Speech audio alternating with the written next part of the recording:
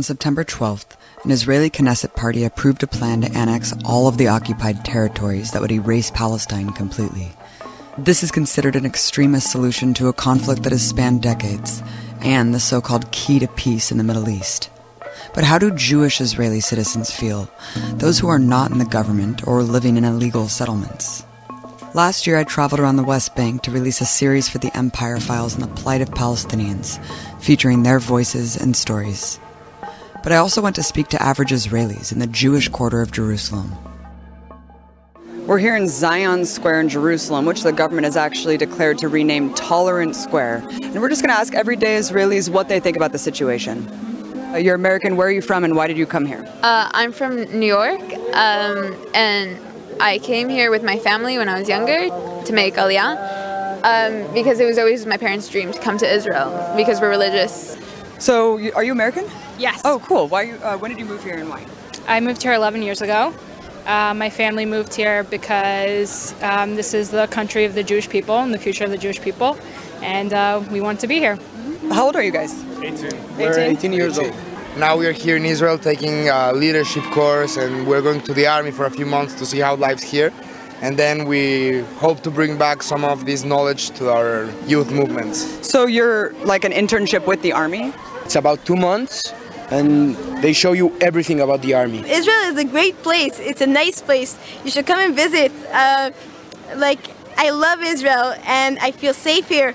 All that misconceptions are not true. Like, there's not people with knives every day, and there's not people exploding. Palestinians? Yeah. No, but pretty much the life here is really good. For people living here, it's just normal to see people in the army walking around with guns, and you feel completely safe and protected. I feel like we know who the threat is, and it's not coming from anyone random, as opposed to in the rest of the world that it could be anyone. Here we know who our enemy is, and we know that they are out to get us. Who is the enemy? Who's the enemy? That's a very good question. I think that the Islam is it's a very bad disease, not just for Israel, for all around the world. We can see it.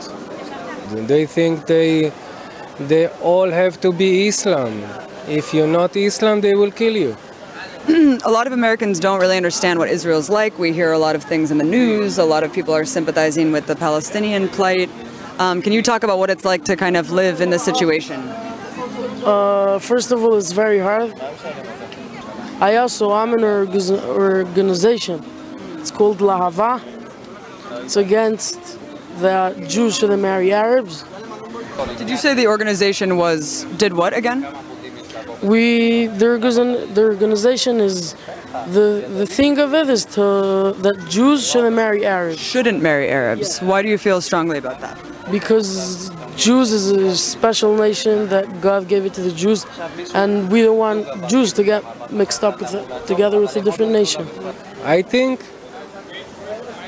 Israelis have to take over, and they have to kick them away. It will be much better not to kill them, just to go back to Arab countries. You can't deal with these people. There's no need to try. There's no need to talk to them. What we can do is when they do enough harm, we retaliate. That's war, and that's the situation that any Jew who lives in Israel has to deal with.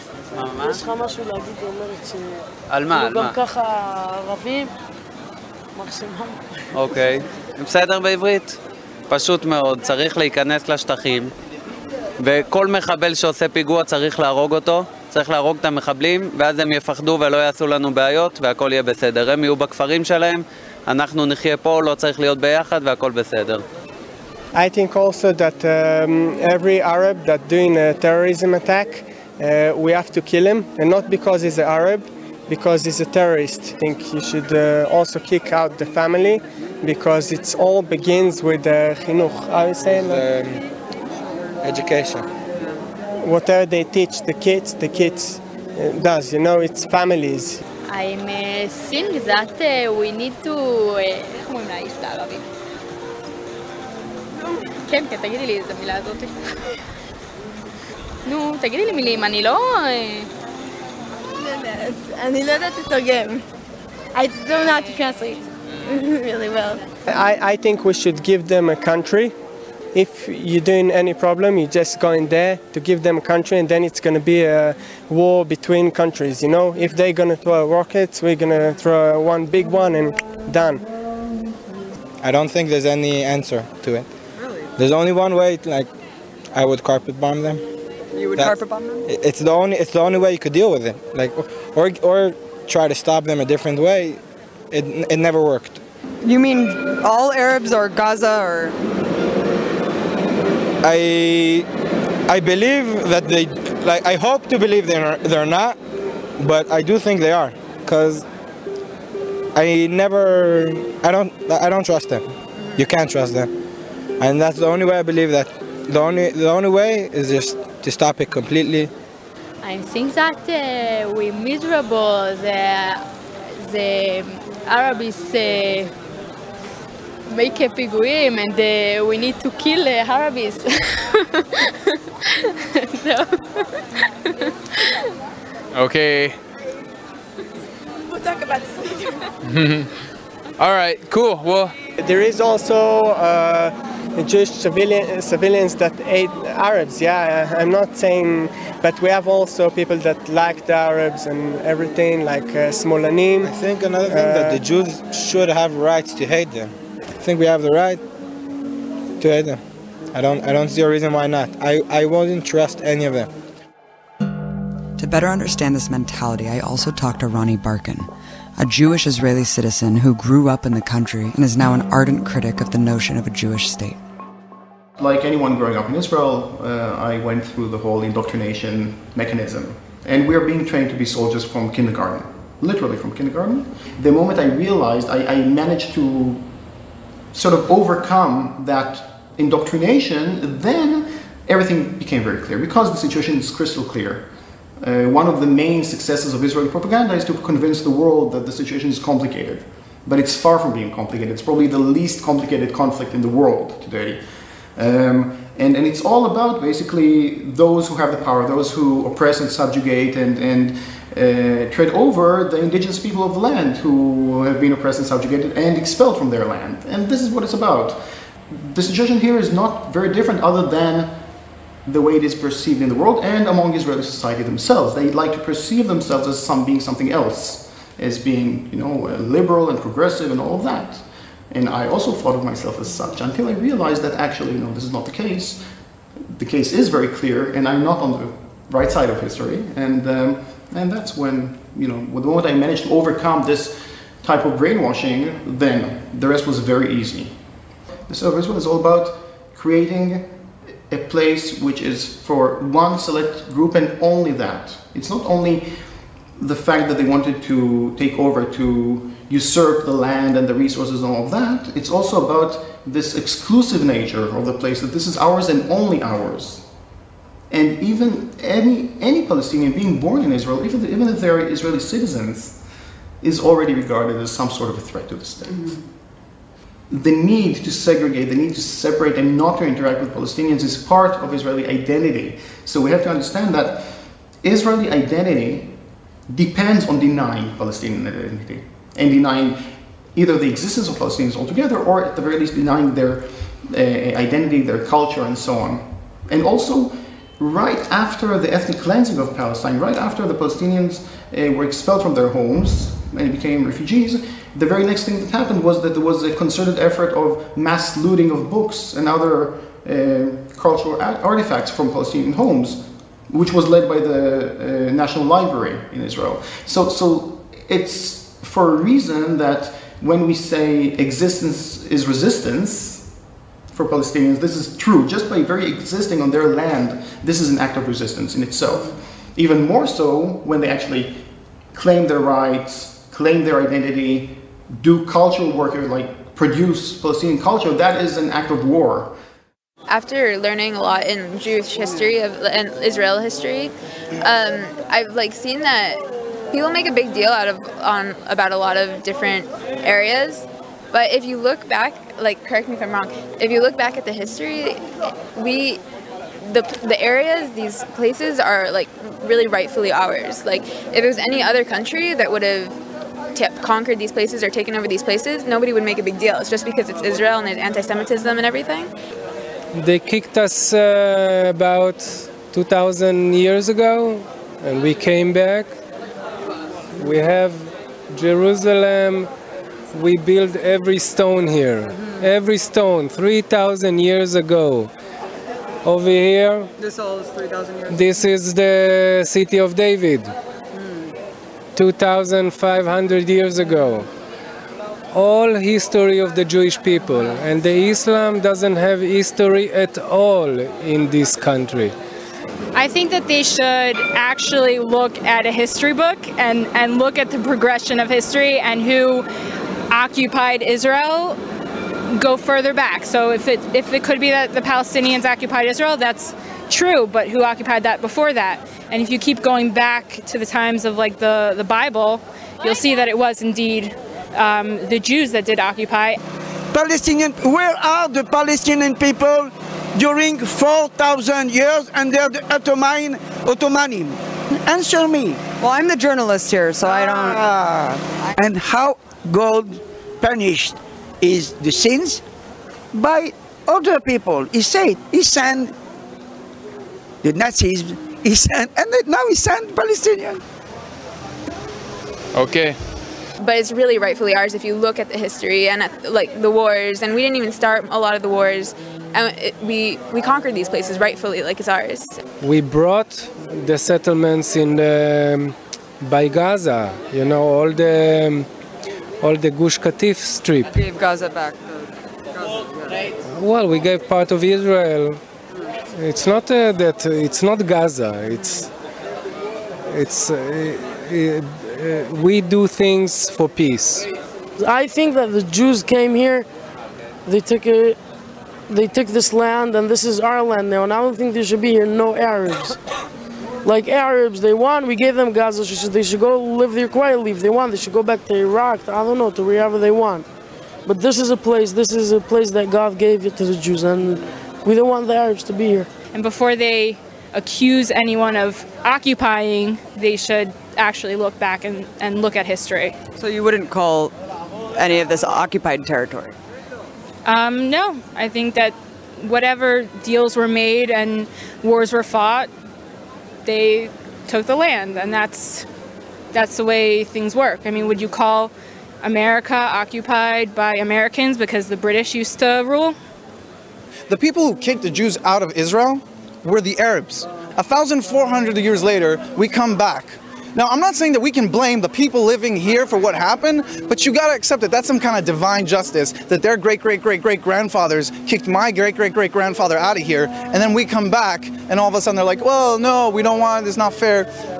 They took the land from us, not the Romans, and not the Persians, and not the Byzantines. It was Arabs who took this land from Jews. And so, yeah, we came back and we took what was rightfully ours. Oh, yeah. Besides the fact that before the Jews came to here in the late 1800s, early 1900s, it was like a barren land. Like, because the Jews came here, it started to, like, flourish or whatever, and become... Actually, like, people started planting things and making settlements in all these places. If the Jews never came here, then it'd be in the same place it was like 200 years ago, or not where it is today. And so the Jews came here and they started making it better for also the Arabs, and they only start to be an issue because the Arabs started to make it more of an issue. How many people think like you? What is the state of the left wing within Israeli society? So the people who think like me are a negligible few. And I would argue that there is no left in Israel and never ever existed. What you have are those self-proclaimed leftists, liberal Zionists, who basically speak the language of peace and human rights and so on in order to sugarcoat their racism and supremacy. And they speak a very different language than the acting government, for example, because the acting government is clearly a right-wing government. They are shameless about their racist attitudes and so on. They say this is ours and only ours. Many of them are decent enough to say, yes, there was the ethnic cleansing of Palestine, and that's a good thing. The problem is that we haven't finished the job, that there are still Palestinians left in Palestine. With the other type of Zionists, with the so-called left in Israel, we cannot even agree about the basic facts. But for them, in order to feel that they are both Zionist and moral at the same time, they have to keep lying to themselves all the time, every moment of every day. So they have perfected this whole discourse of lies in order to lie to themselves and also in order to lie to the international community, in order to justify their existence here in that. I think the occupation does have a big role and important. I don't think there should be no occupation at all, but in the occupation things needs to be more human. Do you get called a leftist a lot? Yeah, and I am a leftist. Is leftist a slur sometimes? Yes, it is. It is not a good way to be called in Israel. Israel doesn't want to compromise on security. They have to do a blockade. They have to kind of cut this off. It's, you know, it's ridiculous what people have to go through there, but it's also ridiculous what we have to do to keep ourselves safe. We don't want to fight with them. But if they ask for it, they will get it. And we're much stronger, much stronger. We behave very gently and morally. Very gently with them. It could get a lot worse, is what you're saying. If the Russians was here, 2 days, they will kill all of them. If the Americans will be here, they will kill them 2 days. They don't care about human rights. They don't care about nothing. Israel's holding back. Very, very. But it's war, and civilians get killed in war, and it's a horrible, you know, on their side, less on our side, but at the same time, we put money into protecting ourselves. Well, look, the refugees, their situation is horrible, but no other nation in the world gets the refugee status the Palestinians do. The Palestinians, third-generation people, are still considered refugees. You know, I had friends that were Canadian. They went on their passports. They wanted to see what the refugee camps were. They wanted to see what it was all about. They came back. They said it's nothing what I imagined it. Like better than they imagined? Or? They said people were driving around with nice cars. People had nice houses, villas, things like that. They thought people were being oppressed, like, you know, like living in tents. It's like they probably were, like maybe 10, 15, 20 years ago, you know, like in the past. For them, in order for them to be Zionist and moral, in order for them to have a Jewish and democratic state, they needed, first of all and foremost, to create a Jewish majority by force, by driving away the indigenous people from their land. And this is how the state was founded. And immediately afterwards, they created a whole legal system that will make sure that those who have been expelled will never be allowed back, and those who remained on their land, because not everyone was expelled, will never be equal citizens. Unfortunately, what we hear on mainstream media, this so-called discourse or so-called debate between the right and the left is about that. It's about, do we want a large Israel, which is Arab-free, or do we want a small Israel, which is Arab-free? This is the debate that's taking place. Last question. There's this whole international movement of leftists and activists who want to boycott Israel for human rights violations. Being here, seeing that, and what do you just think about that? I think the BDS movement, the leaders of the BDS movement, or everyone that thinks that Israel is bad, if they should read up about the topic, the other side, and they should come here and see how everybody's comfortable. People right now, they're looking at Israel and they're calling it an apartheid state. And Israel is not an apartheid state. There's places, I mean, my family from 5 generations ago, they were from Jenin. You can't find one Jew in Jenin right now. I mean, it's totally Jew-free. So if you want to think about a racist apartheid state, it seems it's more, in my opinion, coming from their side.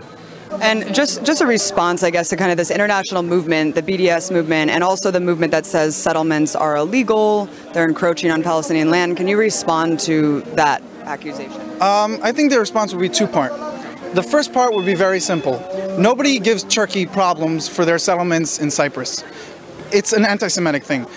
Maybe they don't know that they hate Jews, but they give us so much trouble. The UN only talks about Israel.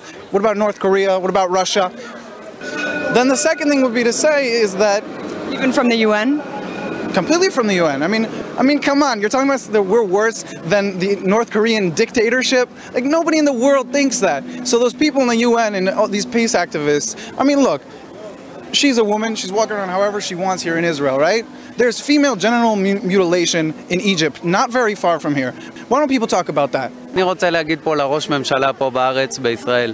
אין מצב שיהיה פה שלום בארץ. אי אפשר לעשות איתם שלום, הם תמיד שונאים אותנו. אם אי אפשר לעשות שלום והמצב ככה לא יכול להישאר, אז צריך לטפל בהם בדרכים אחרות, אין מה לעשות. irrelevant. The views of Israelis about the situation are totally irrelevant to the question of how do we change the situation. Did it matter what white people think about apartheid in South Africa at the time? The question is, how do we end apartheid and how do we end Israeli crimes? You know, every Israeli official will claim to speak on behalf of the Jewish people and will even demand of Palestinians to recognize Israel's right to be a Jewish state and so on. I don't recognize Israel's right to be a Jewish state because it is not Jewish by religion. It is only Jewish by supremacy. Israel is Jewish just like South Africa was white, in the exact same context, with the exact same meaning. And obviously any decent person around the world should oppose that because it is inherently racist and more than that. And it also happens to be very much against international law. So when we talk about Israel as an apartheid state, even though it's not exactly like South Africa, it neatly falls under the legal definition of the crime of apartheid, which is a very serious crime, one of the few crimes that is regarded as a crime against humanity. Which means that all countries of the world are obligated to do something against it, not to be complicit in that. And what we're coming and saying is, no, there are basic fundamental Palestinian rights that must be respected. One of them is ending of the occupation, of course, but that's not the main issue, that's part of the issue. The other two rights are equality inside Israel proper, or what we call Palestine 48, and the rights of the refugees which have been expelled from there since the very foundation of the State of Israel. These are fundamental rights, they must be respected. And now we can debate, we can argue about how do we implement these rights. I'm willing to discuss that. I'm not willing to discuss, you know, should we have equality or not. This is not negotiable.